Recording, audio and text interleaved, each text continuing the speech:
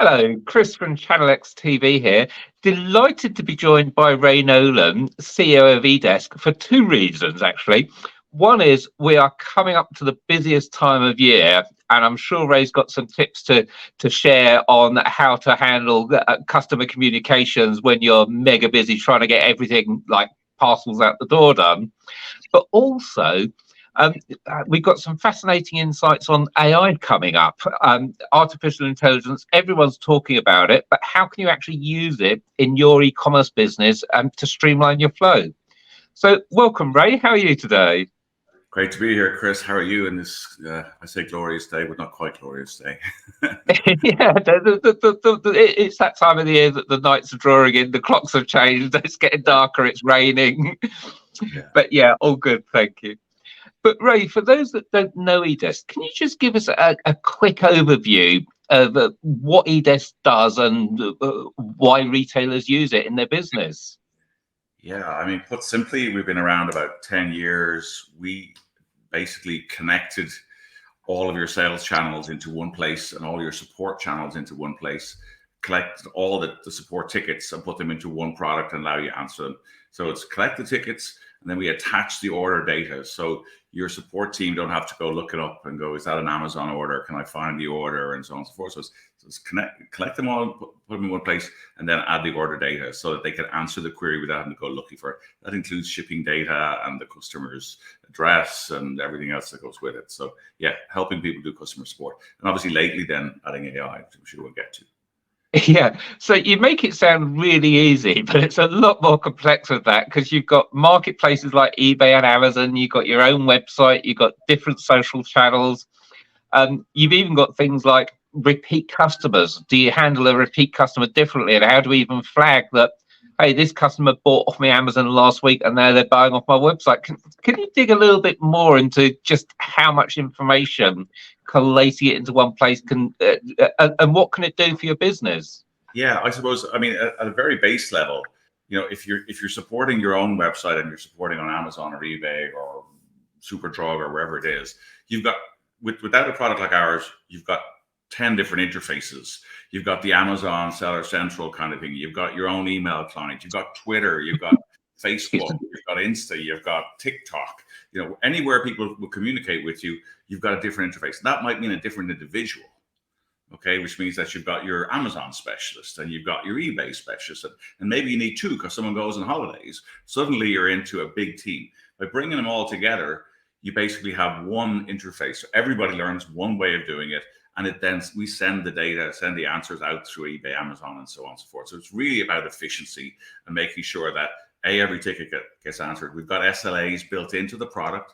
So that means that you've got to get an answer within 24 hours, 48 hours. You can set your own SLA for your own site. Say, this is what I want the answers out in for our own site. You can do things like pre-sale queries can be prioritized, so that, I mean, everybody knows if you hit a website and you ask a question going, can I get this in green? You don't really have till tomorrow to answer that. You probably have an hour, because in an hour's time, I'm going to someone else. So we can give a kind of almost a chat-like experience via Amazon, because you get the pre-sale queries in, they're in a special bucket, and you can maybe even direct those tickets to Ray or Chris or Patrick or whomever who's better at pre-sales than he might be at post-sale queries or shipping queries. So it's about collecting them all and then also directing the tickets at the right person. So if you've got a specialist in shipping queries, or you've got someone who's great with clothing versus electronics, you can say, get those electronic queries over to Jo, and she can answer them, or whichever. So yeah, it's a pretty powerful tool to collect it and then get stuff done quickly. So I think that the really exciting part, though, is what you've been doing with artificial intelligence. Now, everyone's been talking about it, whether it be generative AI for creating content, listings, descriptions, whether it be chatbot type AI for responding to queries. But can you tell us a little bit about what you've been doing with AI and why it's so special, what it's actually adding for retailers that have been using your service already? Yeah, so the AI was something, in fact, that we first started about 4 years ago. It was quite good, but imperfect because you have to train AI on a lot of data. And so what we do is we take the incoming query and we try to ascertain the nature of the query. So we go, is it a Wizmo? Is it a where's my order query? Now you're going, well, someone will say, like, I ordered on Tuesday, where's my bike? But that's not what really happens. What really happens is, hey, I'm Joanne. I ordered a bike because my son's birthday is next week. Is there any chance that he'd be able to cycle it that day? Now, I've not said where's my order. So getting a sample data big enough to ascertain that's a where's my order type query is pretty hard. But we plugged in generative AI, ChatGPT APIs, and now we can answer that. And now we can categorize. That's a where's my order. And once we know the category of the question, and we've got 36 categories of incoming that we've categorized the tickets, whether it be a simple thank you or a where's my order, or can I change it? Can I get a bigger one, smaller one, bluer one, darker one, whichever. We've got 36 types, and then we let you build custom templates to answer those in your language. So the where's my order stuff, the bike thing I just mentioned, our AI will respond automatically going, dear Chris, thanks for contacting us. Your bike was shipped on Tuesday, will arrive with you on Wednesday. Here's the tracking code. Come back to me if you have any issues. That doesn't have to touch an agent at all. All of that data, because as I said before, the connectivity that we have to all of the marketplaces and everywhere you sell and your shipping providers, we can send that answer without it ever touching an agent. And that's what's amazing to me about the AI. And then I suppose with UK specifically in mind, and the sort of the tendency of people to want to sell across borders in different languages in mainland Europe, you've got language issues. And what we do with the language stuff is a French person can type a query in French, où est ma livre? Where is my book? It will be translated into English for your English support agent. The AI will help and respond to the person in French. So it does bi-directional translation. So instead of having to have now a French Amazon expert and a French eBay expert, you're getting all the tickets that can be answered by an English-speaking person. So, I mean, and to be honest with you, I think for me, the translation was one of, like, I was mind blown when I saw the translation that ChatGPT does. It's so much better. We've all seen Google Translate. We've seen like things like, and it's kind of okay. ChatGPT translation, and think of this for your listeners, for product descriptions and so on, ChatGPT translation is insanely good. And so by giving that bi-directional stuff, in theory, you can have your support done. You could have your English customer support done in China if you wanted to, or vice versa. We've got all the languages covered. I think that's amazing because there's a huge difference. I mean, Google Translate is pretty much you put the text in and it takes each word and translates it into French, Italian, Spanish. I've done it when I've got a French press release. I don't understand French, and my French is very, very basic. But Google Translate, it's very much kind of you're trying to decipher the translation as opposed to be able to read it. And in normal support world, that's kind of okay because you just need to get the gist of the problem. I mean, even if it's Google Translate gobbledygook kind of, you go, well, this is clearly the person has an issue with the shirt. It's got a button missing. You can get that out of Google Translate, but go a level up to ChatGPT Translate, and you've got pure, easy to read language. And sorry, one of the things I meant to say about the AI, our AI, is we have what we call hands-free, which is automatic answering of certain types of tickets. I talked about 36 categories. You can say, look, as you get more familiar with the product, you can say, look, automatically answer the thank you mails or the where's my order mails or those kind of things, but assist me with the rest. So we've got hands-free and we've got assist. And assist lets the user see what the AI is suggesting to write, and then the user can top it up or change it slightly if they want to do so. And that just means that they're more confident giving the answer. It means also that, so we believe that, optimized eDesk can do about half of your tickets that you don't have to touch, right? And then the other half, you're 4 times as productive because we've given you the answer right there for you to tune as you see fit. And then you can do things like, as you've seen in ChatGPT, please rewrite this, but make it friendlier, or change the tone of this, or shorten it. You can do all those things within the product. So you're not swapping in and out of ChatGPT. It's all built into the product. So this is fascinating. And can you give me a bit of an insight? I know you said it's taken you several years to train it to answer these 36 categories of question, but just how much work has gone into training it? How many questions have you had to throw at it to train it? And I'm thinking for other people that are maybe wanting to do things like create unique product descriptions, how much work are they going to have to put in to do it compared to what you've done? Well, they're two very different things, because creating content from scratch is home turf for ChatGPT. And I would encourage your listeners to try it for themselves. Or in fact, and it's much more under the radar, but Google Bard is actually better for language. It's worth people trying that for product descriptions or anything like that. With our world, we've got to have text interpreted and categorized. So we've done a lot of technology in terms of creating an environment that ChatGPT can give us the right answers. We do about 10 million support tickets a month. And so it's probably 4 years of 10 million support tickets a month that went into training it. Now, we're all very GDPR, so we don't send any customer specific data to ChatGPT. We use their API, so they can't learn off what we send to ChatGPT. So it's all very boxed off. But yeah, it's an awful lot of data, and then you've got the language issues as well. So it's been quite a ride. But we're something around 94% accuracy on getting the category of the ticket, including the crazy ones like that bike example I gave you earlier.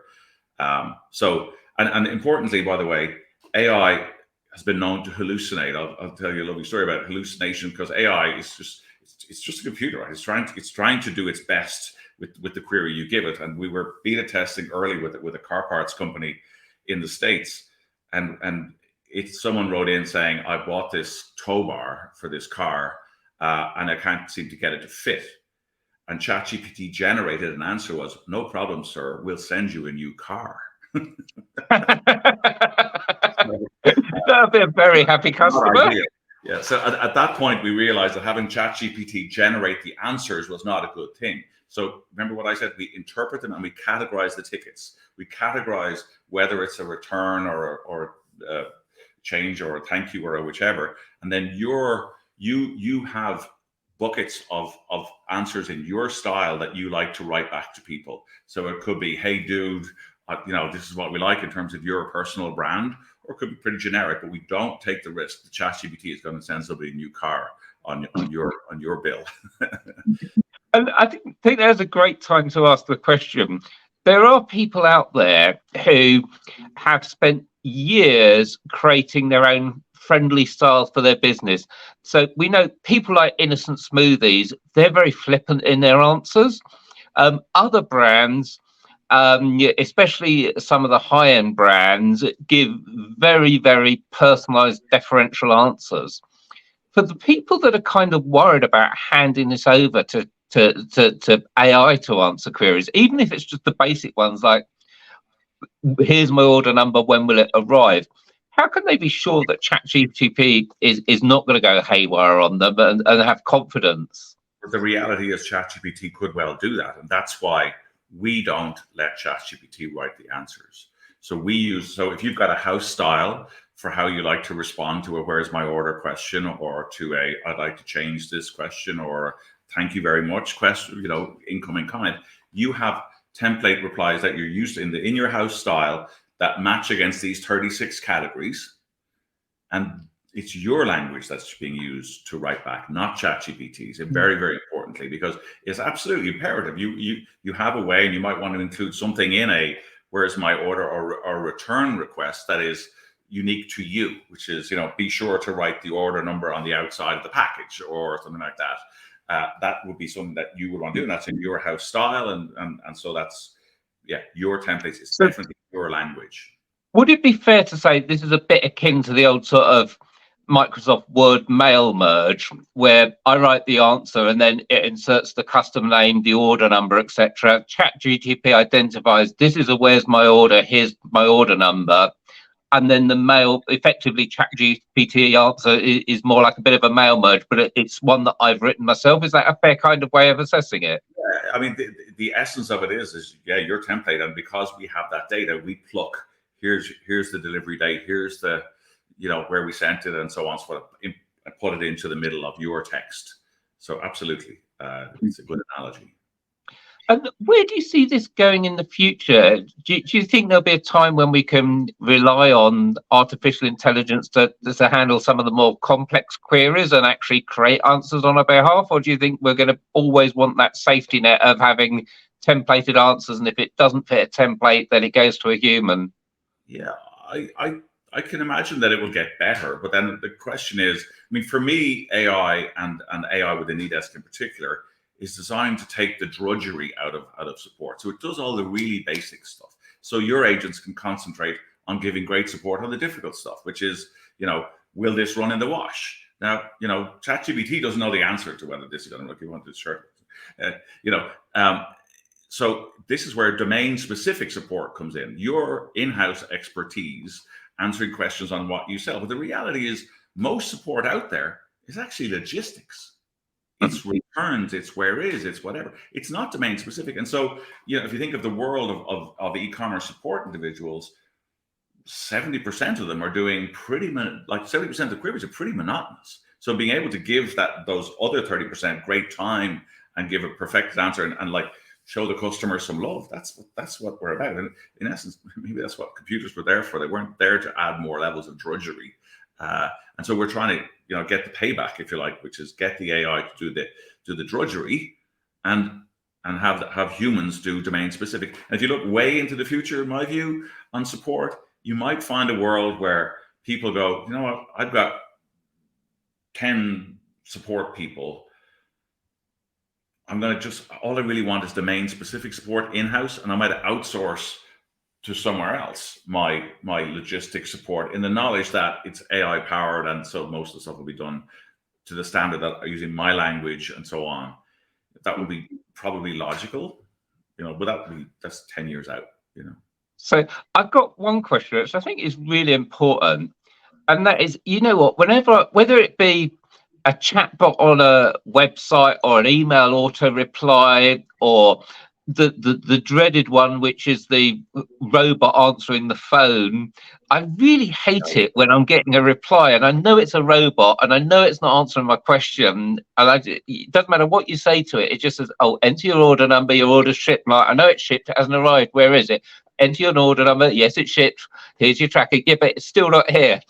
How can a business be sure that the answers they're getting from artificial intelligence aren't going to be those annoying answers that don't actually answer the question?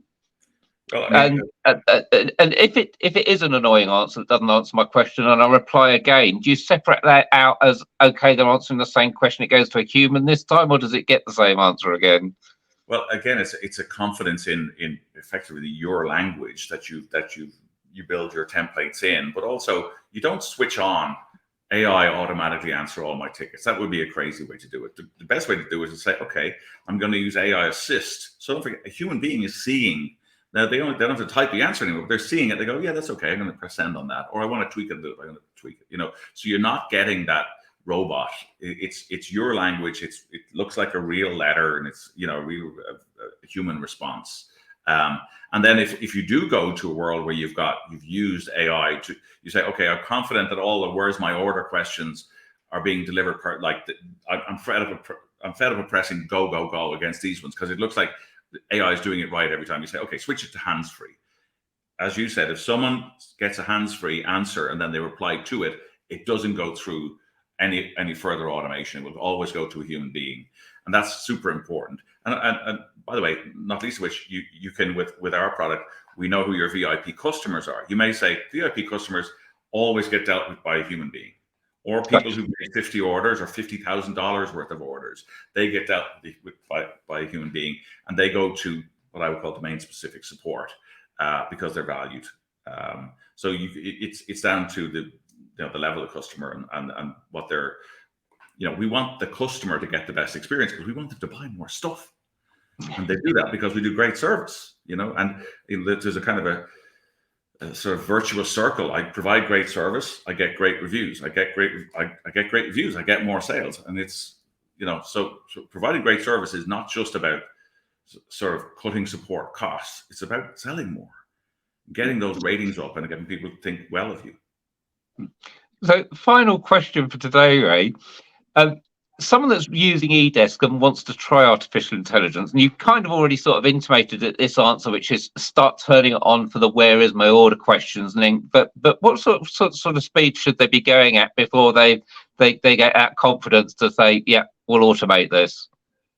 Oh, well, for me, I mean, you're going to see on day one, once you've got your template set up, which we deliver with out of the box templates, but you might want to customize the text to your flavor and your tone and what you like.